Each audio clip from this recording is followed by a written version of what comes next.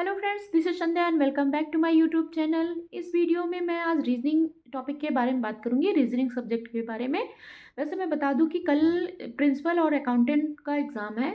जिन लोगों का है वो अपनी तैयारी बहुत अच्छे से कर चुके होंगे। और परसों में मतलब 14 तारीख को टीजीटी एंड पीजीटी और अदर एग्ज़ाम है। तो जिन जिन का अभी रीजनिंग कंप्लीट हो चुका है, जिन्होंने अपना रीजनिंग कंप्लीट कर लिया है, तो उनके लिए वेल एंड गुड है। वो अपना प्रैक्टिस कर सकते हैं कुछ चीज़ों में, क्वेश्चंस को उठा के, क्योंकि उससे प्रैक्टिस से क्या होगा कि हमारा जो टाइम टेकन होता है क्वेश्चन, क्योंकि टीजीटी में क्वेश्चन बहुत लेंदी आते हैं रीजनिंग में। ये लास्ट ईयर में सारे भी सारी ही सीटों में क्वेश्चन बहुत लेंदी आया था। रीजनिंग का पेपर थोड़ा सा टफ था, बहुत ज़्यादा लेंदी था।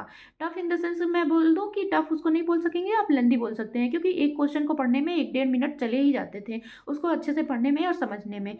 तो अभी आप प्रैक्टिस अपनी बहुत तेज मोड में कर दीजिए, क्योंकि प्रैक्टिस करेंगे जितनी ज़्यादा उतनी ज़्यादा आप चीज़ों को आसानी से टैकल कर सकेंगे, अपने क्वेश्चन को जल्दी ही पढ़ पाएंगे और समझ पाएंगे, जिससे कि आपका टाइम बचेगा और रीजनिंग में बहुत अच्छे नंबर गेन कर सकते हैं। मैं इस वीडियो में आज बात करूंगी कि जिन्होंने अभी तक रीजनिंग बिल्कुल भी छुआ नहीं है, जिन्होंने कुछ किया ही नहीं है, वो इन 2 दिनों के अंदर के ऐसे कौन से टॉपिक पढ़ सकें ताकि वो 10+ मार्क्स ला सकें। फर्स्ट ऑफ ऑल मैं बता दूं कि जिन्होंने बिल्कुल भी नहीं पढ़ा हुआ है, चाहे वो कल का एग्ज़ाम हो, चाहे वो परसों का एग्ज़ाम हो, परसों इन द सेंस 14 तारीख का एग्ज़ाम हो। आज 12 तारीख हो चुकी है, हमारे पास सिर्फ 2 दिन बचे हुए हैं। जो प्रिंसिपल पोस्ट पे फॉर्म फिलअप किए हैं या अकाउंटेंट पोस्ट पे फॉर्म फिलअप किए हैं, उन्होंने तो अपना सब कुछ एकदम क्लियर कर लिया होगा, उनको अभी कोई प्रॉब्लम नहीं होगी। बट 2-4 टॉपिक मैं बता दूं, अगर उन्होंने भी नहीं पढ़ा होगा तो वो इन 5 टॉपिकों में 2-2, 4-4 या 10-10 क्वेश्चन कर लेंगे, ताकि उनका अभी ही चीज़ें क्लियर हो जाए, ताकि कल के एग्ज़ाम में वो 10+ मार्क्स ला सकें। तो मैं बता दूं कि आप चाहे वेन डाइग्राम पढ़ लीजिएगा। लास्ट टाइम के एग्ज़ाम में वेन डाइग्राम से, चाहे वो टीजीटी का हुआ, चाहे पीजीटी का हुआ, चाहे अदर एग्ज़ाम्स हुए, वेन डायग्राम से सारे पेपर में क्वेश्चन आए हुए थे, वो भी लेंदे लेंदे आए हुए थे। तो वेन डायग्राम आप अच्छे से पढ़िएगा, 2 से 3 क्वेश्चन आपके यहीं से ही फंस जाने हैं। वेन डायग्राम बहुत ही इंपॉर्टेंट टॉपिक है। कुछ इसमें कीवर्ड्स हैं जो कि आपको लर्न कर लेंगे तो आप इजीली चीज़ों को टैकल कर सकेंगे। और दूसरा टॉपिक मैं बता दूं, सीक्वेंस एंड सीरीज का पढ़ लीजिएगा। सीक्वेंस एंड सीरीज बहुत ही ज़्यादा इंपॉर्टेंट टॉपिक है। इसको आप पढ़ते ही आपको चीज़ें समझ में आ जाएंगी। और इस टॉपिक से ही 1 से 2 क्वेश्चन आपके, चाहे टीजीटी का हो, चाहे पीजीटी का हो, चाहे अदर एग्जाम्स हुए, इसमें 1 से 2 क्वेश्चन आपके फंसने ही फंसने हैं। 2-4 मार्क्स तो आपके यहीं से हो गए। ब्लड रिलेशन का भी 2 क्वेश्चन लास्ट ईयर में आया था, इस बार भी आएगा। ब्लड रिलेशन, रीजनिंग का ऐसा कोई भी एग्जाम नहीं है जिसमें कि ब्लड रिलेशन हुआ, वेन डायग्राम हुआ, सिटिंग अरेंजमेंट हुआ, इन सब टॉपिकों से क्वेश्चन नहीं आते हैं। देखिए, रीजनिंग में ज़्यादा टॉपिक यही सब होते हैं। हर एग्जाम में इन्हीं सब टॉपिकों से क्वेश्चन पूछते हैं, बस क्वेश्चनों की हमारी लैंग्वेज थोड़ी चेंज हो जाती है, क्वेश्चन हमारे मतलब अलग हो जाते हैं, मार्क्स चेंज हो गए, नंबर्स चेंज हो गए, बाकी क्वेश्चन एज इट इज रहते हैं। बस होता क्या है कि क्वेश्चन का पैटर्न सेम रहता है, बस उसमें मार्क्स चेंज हो जाएंगे, नंबर्स चेंज हो जाएंगे, या मतलब अगर लेफ्ट पूछ रहा है तो राइट पूछ लेगा, राइट पूछ रहा है तो लेफ्ट पूछ लेगा। इस टाइप के क्वेश्चन अलट पलट के हर एग्जाम में रीजनिंग के वही आते हैं, क्योंकि इनके टॉपिक क्लियर ही हैं। इसके बाहर बिल्कुल भी रीजनिंग में कुछ भी नहीं आएगा। हमारा जो एग्ज़ाम है, अगर हम इन इन टॉपिकों को अच्छे से पढ़ लेते हैं, अच्छे से कवर कर लेते हैं, खाली एक टॉपिक उठाइए, जैसे वेन डायग्राम हुआ, वेन डायग्राम को उठाइए, आप यूट्यूब पे वेन डायग्राम सर्च करिए, 10 से 15 मिनट की कोई वीडियो देख लीजिए, 10 से 15 मिनट में आपका वेन डायग्राम डेफिनेटली क्लियर हो जाएगा। उसके बाद आप अपनी जो भी आपके पास अगर आपके पास क्वेश्चन है अवेलेबल, आप उस क्वेश्चन को हैंडल करिए, उस क्वेश्चन को सॉल्व करिए, प्रैक्टिस करिए। 10 से 20 क्वेश्चन अगर आप कर लेंगे, वेन डायग्राम आपका हमेशा के लिए श्योर हो जाएगा, आप बिल्कुल भी नहीं भूलेंगे, क्योंकि ईजिली होता है, बस आपको प्रैक्टिस करना है। तीसरा टॉपिक बता दूं मैं, ब्लड रिलेशन। ब्लड रिलेशन से भी क्वेश्चन, दो क्वेश्चन आए हुए थे हर एग्जाम में, तो ब्लड रिलेशन का भी क्वेश्चन अच्छे से पढ़ लीजिएगा। इसमें कुछ भी नहीं होता है। ब्लड रिलेशन में देखने में हवा लगता है, क्वेश्चन इतने बड़े बड़े लगते हैं, बट अगर आप शांत माइंड से अच्छे ढंग से अगर पढ़ते हैं आप, तो ये भी आप टैकल कर ले जाएंगे। चौथा टॉपिक क्या हुआ हमारा, डायरेक्शन टेस्ट हो जाता है। डायरेक्शन टेस्ट से भी क्वेश्चन आते हैं, आते ही आते हैं, लास्ट ईयर भी आया था, इस बार भी आएगा। ये भी आप यूट्यूब पे कोई सर्च कर लीजिए जो बेस्ट टीचर हों, जहाँ से आप देख सकते हैं, चाहे वो स्वास्तिक इंस्टीट्यूशन देख लीजिए, चाहे एसएससी कलाम देख लीजिए, चाहे द प्यूपिल टीचर देख लीजिए, चाहे शिल्पी मैम देख लीजिए, और नहीं तो अध्ययन मंत्रा भी अच्छे से पढ़ाते हैं, और सचिन अकेडमी सर भी, अभी उन लोगों की सबकी मैराथन्स चल रही है, वहाँ से भी आप देख सकते हैं। अगर इन सब टॉपिक को अच्छे से आप देख लेते हैं, मतलब एक एक दो दो वीडियो इनफ है, उसके बाद आपको खुद ही चीज़ें समझ में आ जाएंगी, खुद ही आप क्वेश्चन को हैंडल करने लगेंगे। तो ये देख के आप इसको कर लीजिए।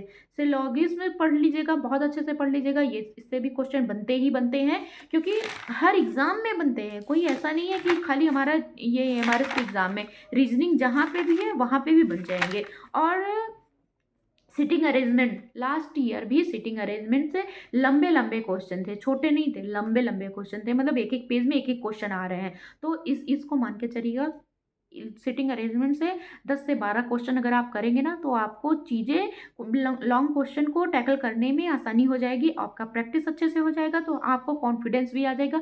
जिन लोगों ने बिल्कुल भी नहीं पढ़ा है, बिल्कुल भी, मैं कहूँगी बिल्कुल भी उन्होंने टच नहीं किया है, अगर इन 6 टॉपिकों से आप अच्छे से प्रैक्टिस, हर एक टॉपिक से 20-20 क्वेश्चन, 10-10 क्वेश्चन, जितना भी आप कर सकें, 10 से 12 बहुत होता है, 10-12 क्वेश्चन करेंगे आपको एकदम समझ में आ जाएगा। बहुत ज़्यादा आप क्वेश्चन भी इस टॉपिक पे मत दीजिएगा। रीजनिंग में 15 मार्क्स की है, 10 से 12 हर टॉपिक पे 6-6 क्वेश्चन करेंगे ना, 6 question in the sense 60 question अगर कर लेंगे आप, आपको टॉपिक्स क्लियर हो जाएंगे, चीज़ें क्लियर हो जाएंगी, अपना आप रीजनिंग में 10+ मार्क्स लेके ही आएंगे। इतना जिन्होंने नहीं पढ़ा है उनके लिए भी मैं बोल रही हूँ, जिन्होंने पढ़ा है वो तो 15 में आउट ऑफ 15 भी ला सकते हैं, ऐसा कोई दिक्कत नहीं है। जिनका रीजनिंग सॉलिड है वो अच्छे से क्लियर कर सकते हैं। बट जिन लोगों ने अभी स्टार्ट किया है इन 2 दिनों के अंदर, के जो अभी जिन्होंने कमेंट किया हुआ है कि वो उन्होंने रीजनिंग टच तक नहीं किया है, उनको डर लग रहा है, उनको समझ नहीं आ रहा है, उन लोगों की मैं बात कर रही हूँ। आप हर टॉपिक को उठाइए, चाहे वेन डायग्राम हुआ, चाहे सीक्वेंस सीरीज हुआ, चाहे ब्लड रिलेशन हुआ, चाहे डायरेक्शन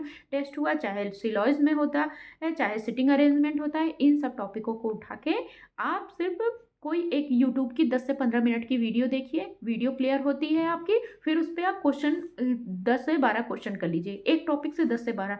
मोस्ट ऑफ, मैं बताऊंगी 1 घंटे के अंदर, 1 घंटे नहीं, मैक्सिमम आधा घंटे के अंतर्गत आपका एक टॉपिक क्लियर होगा। एक टॉपिक मतलब 1 से 2 क्वेश्चन आपके एग्जाम में आने ही आने हैं, डैम श्योर आएंगे, इससे कहीं, इसके अलावा कहीं क्वेश्चन आ ही नहीं सकते हैं। तो इतने टॉपिक्स उठा लीजिए, और मैं इस वीडियो के बाद एक एक टॉपिक का एक एक क्वेश्चन करा दे रही हूँ, ताकि आप वहाँ से वॉच आउट कर लीजिए। और आपको अगर उस वीडियो में समझ में आएंगी चीज़ें तो आप यहाँ से देख लीजिएगा, बाकी अगर अदर रिसोर्सेज से देखना हो तो वहाँ से देख लीजिएगा, जहाँ से आपका मर्जी हो वहाँ से देख लीजिएगा, जो चीज़ें आपको समझ में आनी चाहिए। अभी मेन इंपॉर्टेंट है कि चीज़ें आपको समझ में आनी चाहिए। अभी मैं एक वीडियो एक एक टॉपिक पे 2-2 3-3 क्वेश्चन बता दूंगी, PYQ ही सॉल्व करूंगी, अदर कुछ नहीं सॉल्व करूंगी, क्योंकि आपको भी श्योर रहे, ताकि PYQs में हमारे क्वेश्चन कैसे आ रहे हैं आपको खुद समझ में आ जाएगा। आप यहाँ से देख के अपनी चीज़ों को इन्हेंस कर सकते हैं, अपने प्रैक्टिस मोड में आप आ जाइए अब, क्योंकि अब सोने का टाइम, मतलब अब अभी सोएं तो पूरी लाइफ आप सोते ही रहेंगे, आपका कैरियर सो जाएगा। तो अभी सब चीज़ों को साइड में करके 2 दिन बचे हैं, 2 दिन में भी रीजनिंग ईजिली आप कवर कर सकते हैं। बस जो मैंने बोला वो स्ट्रेटेजी आप फॉलो कर लीजिए इन 2 दिनों के अंतर्गत। आप अभी भी बिगनर हैं तो भी रीजनिंग में अभी भी आप चीज़ों को कवर कर सकते हैं। बाकी मैं इस वीडियो के बाद उसको अपलोड कर दे रही हूँ, आप देख लीजिएगा, और अगर कहीं और से देखना हो तो कहीं और से देख लीजिएगा। मैंने फ्री यूट्यूब के रिसोर्सेज बता दिए हैं, आपको वहाँ से भी समझ में आता है तो वहाँ से देख लीजिएगा, और मेरी वीडियोस देखनी हो तो मेरी देख लीजिएगा। बाकी मिलते हैं नेक्स्ट वीडियो में रीजनिंग के में 2-2 एक टॉपिक से 2-2 क्वेश्चन, जो कि हमारे PYQs आए हुए हैं, 2023 के क्वेश्चन आए हुए हैं TGT एंड PGT में, वही सॉल्व कर रही हूँ, वहाँ से वॉच आउट कर लीजिए, और उसके बाद आप अपना प्रैक्टिस मोड पे लग जाइए। क्योंकि अभी भी हमारे पास सिर्फ 2 दिन, मैं तो यही बोलूँगी, मैं लास्ट एग्ज़ाम तक यही बोलूँगी कि अभी भी हमारे पास टाइम है अपना फ्यूचर सिक्योर करने का, फ्यूचर चेंज करने का, क्योंकि अभी नहीं तो कभी नहीं। तो अपना सब कुछ साइड में करिए, अब सब कुछ ख़त्म कर दीजिए, बस अब पढ़ाई पढ़ाई पढ़ाई, जितना ज़्यादा प्रैक्टिस कर सकते हैं उतना ज़्यादा प्रैक्टिस कर लीजिए। कुछ कुछ बच्चे होते हैं एग्ज़ाम हॉल जाने से पहले तक करते रहते हैं, तो वो आपका माइंड है, आपका किस हिसाब से अपने चीज़ों को टैकल करते हैं, आप किस हिसाब से पढ़ाई को अपने देखते हैं, वो सब जैसा जिसका समझ में आता है वो अपना अपने हिसाब से करता है। कुछ लोग कहते हैं कि एग्ज़ाम के 1 दिन पहले बिल्कुल सब कुछ छोड़ देना चाहिए, बिल्कुल रिलैक्स मोड में आ जाना चाहिए। मेरे से भी नहीं होता ये चीज़। मैं भी रात में हाँ, सोते हैं, टाइम पे सोते हैं ताकि दूसरे दिन जो एग्ज़ाम है हमारा पूरा दिन एग्ज़ाम में ही निकल जाता है, तो हेडेक वगैरह जो भी रहता है 6-7 घंटे की 8 घंटे की नींद ले लेते हैं। 6-7 घंटे तो एक बात कह रहे हैं, बाकी नींद तो 4 से 5 ही घंटे आती है, क्योंकि कहीं न कहीं हमारे माइंड में स्ट्रेस रहता है। तो इससे अच्छा है कि हम इधर-उधर ना अपना टाइम वेस्ट करके हम अपने प्रैक्टिस मोड पे आ जाएँ। जितना ज़्यादा प्रैक्टिस करेंगे उतना ज़्यादा हमको खुद पे कॉन्फिडेंस होगा। कॉन्फिडेंस बहुत बढ़िया की पॉइंट होता है। हम किसी भी एग्ज़ाम को अगर निकाल सकते हैं, तो कॉन्फिडेंस अगर हमारे पास है, तो हमारा माइंड उसी हिसाब से काम करता है। जैसे कहते हैं ना कि अगर आपका माइंड पॉजिटिव सोचता है तो आपकी चीज़ें पॉजिटिव होती चली जाएँगी, आपका माइंड पॉजिटिव रहेगा तो आपकी आने वाली हर चीज़ें पॉजिटिव होंगी, क्योंकि माइंड का ही गेम होता है। एग्ज़ाम आपको पहले आता है, नहीं आता है, क्या कर रहे हैं, क्या नहीं कर रहे हैं, ये बिल्कुल भी मैटर नहीं करता। आपने कितनी प्रैक्टिस करी है, नहीं करी है। आपको एग्ज़ाम हॉल में उस 2 ढाई घंटे में ढाई घंटे में जितना आपका माइंड काम कर गया, सिर्फ़ और सिर्फ़ उसी की वैल्यू होती है, वही मूल्यांकन होता है।